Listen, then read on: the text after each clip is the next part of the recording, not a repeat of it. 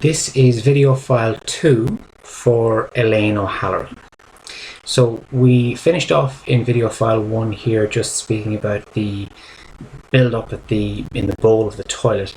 So we're still in the first floor bathroom here and the fan is not working. So that fan, the bathroom fan, wouldn't turn on at all. So an electrician needs to be commissioned to repair. Also, I should point out that the fan in the ensuite was not working very well. It was quite noisy. It sounded like the fan was rubbing off the housing itself when it was turned on. So the electrician should really look at both the fans in the main bathroom upstairs and in the ensuite upstairs. Now the ground floor bathroom is similar situation to the first floor bathroom. This is, well, the ground floor toilet room, I should say. The sink here, so again, the stopper is missing and the mechanism here shown by the red arrow for raising and lowering the stopper is rusted and broken and it needs to be either replaced or repaired. And again, it's the same situation with the tap, with the cold sink tap. That tap, it does tighten and turn off the water, but it doesn't tighten properly. It is ringing and it either needs a washer replaced or a plumber may be able to repair it, or he may just decide to replace the whole tap unit because of the broken stopper lever. Now there's a couple of leaks underneath the kitchen sink in the drain pipe. The U-bend, there's a leak coming from the U-bend there somewhere, and there's also a leak coming from this is the overflow drain here from the kitchen sink. There's a leak coming from the overflow drain, so there's two leaks that's causing a buildup of water on the bottom, and that water appears to have kind of flowed behind this cupboard down onto the tiled floor, and it's extended a little bit away from the cupboard down towards the corner. Now the other thing I was going to point out here is there is this 50mm pipe here. You might wonder what that pipe is. It looks like a defunct pipe that was abandoned, and if you go on to the next page, I actually removed the toe boards from the front of the units, and you can see why that pipe was abandoned. So this is, the sink would be directly overhead here, and this is the waste pipe coming. You can see the waste pipe here, it's indicated by the yellow arrow. You can see that there's a big sag in it, or a big bend in it, and that's the waste pipe that was abandoned. And it was abandoned because of this deflection, or this sag. You know, that would be prone to blockages and to leaking. So instead of trying to adjust it, it would have been difficult to adjust the one because it's all the way in at the back here, and you've got all of these water pipes running tight alongside it, so it would have been very difficult to adjust it. So what they did was they just decided to abandon it, and they put in a newer drain pipe, this one here, more towards the front, and that's shown by the red arrow. That's the newer drain pipe there, okay? And it's pushed out more towards the front of the units. So if you move on to the next page, you can actually see that's the kitchen sink there, the kitchen sink cupboard, and then it flows all the way. The red pipe there is the new pipe going all the way out to meet up the old drain, and that drain looks in good condition. So I filled the sink and emptied it and tested it, and it doesn't appear that there are any leaks coming from this drain run here. It looks to be fine. It's well supported and there's a good fall on it. Now if I come back in here and look at, this is a close-up view of just underneath the kitchen cupboard, directly under the sink, you can see that there's lots of moisture and detritus kind of built up. Like, that moisture seems to be coming from not coming from the drain pipe down here, but it seems to all emanate from the two leaks that are in the U-bend. One of them is in the U-bend just underneath the sink, and the other one is in the overflow pipe. So we've discussed those previously. All the water that you see here, or the moisture, seems to be coming from those two leaks. So if those two leaks get fixed, then that should resolve any problems. Now if I move on to the next page, there's good, but you can see there's a good bit of moisture here and here and here.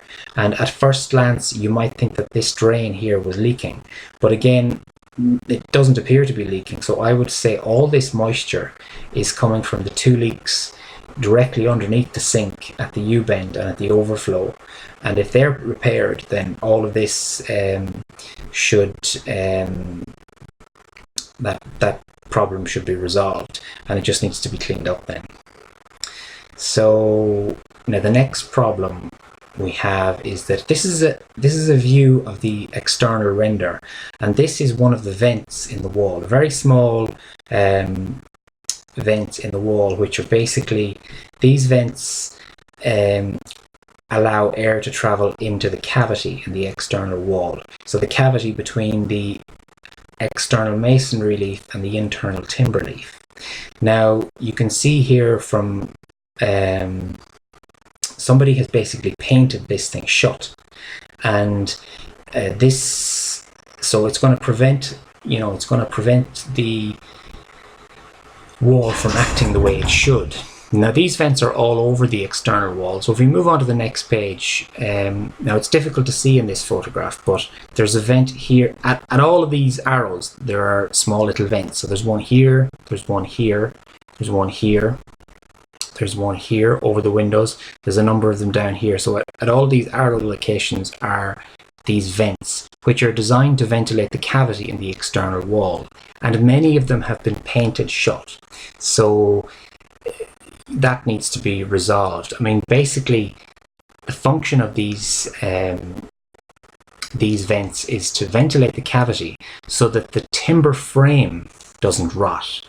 So that if any moisture is in there, that it can get out through ventilation. So it's to stop timber rot. So they need to be repaired. So they can either be cleaned out or replaced. It might be possible to clean them out. Now, this is a view of the southeast corner, and you may have noticed there's a small crack here in the wall, in the external wall. And if you move on to the next page, is a closer view of the crack here in the external wall. So I just mentioned it because you might be worried about it, but I'm not worried about this crack. It's not really of structural significance, but I would repair it, clean it off with a wire brush, and fill it and paint it as soon as possible, just to prevent any rainwater, any more moisture entry, because that can cause further deterioration and spalling of the plaster. So not a structural problem, but I wouldn't leave it. I would repair it as soon as you can. Now, on the next number of pages, there was a number of defects with the windows and doors. Not a huge number, but I have listed them all here on the next few pages. So this is a photograph in the living room area, and this is the northeast facing window. So there's three latches, or there's three handles in that window. There's one here, there's one here, and there's one here. So if we zoom in on the next page, you can see here. So this one here, that window handle is missing, so that needs to be replaced. This one here is very loose and it needs to be either tightened or replaced. The one on the bottom is fine.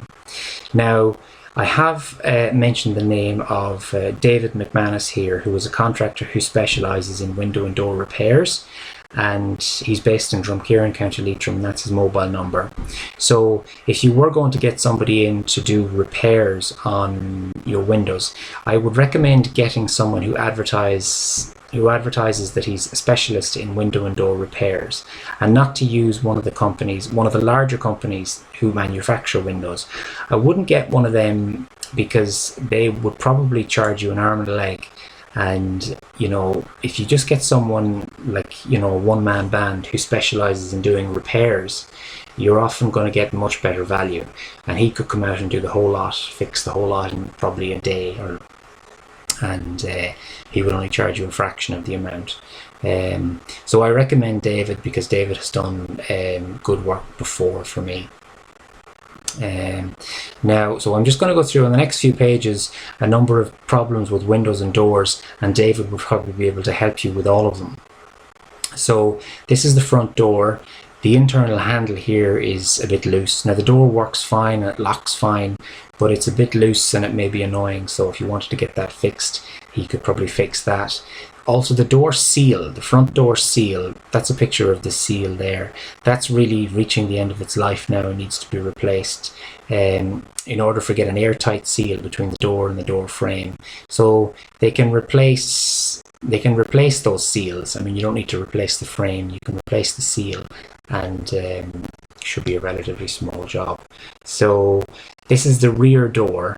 Now the rear door this is the rear sliding door, and it's sliding. It is opening and closing okay, and but when it's in the closed position, you can see it's fairly severely out of alignment, because it's lined up there on the bottom, and you can see there's a big gap of about 20 mil on the top. So when it's fully closed, it's hard to get an airtight seal between the door frame and the door, and it needs adjustment. Now, but the door's it's not binding shut. It opens and closes fine, but it does need some sort of an adjustment. I'm going to stop this video here, and I'll continue then with video 3.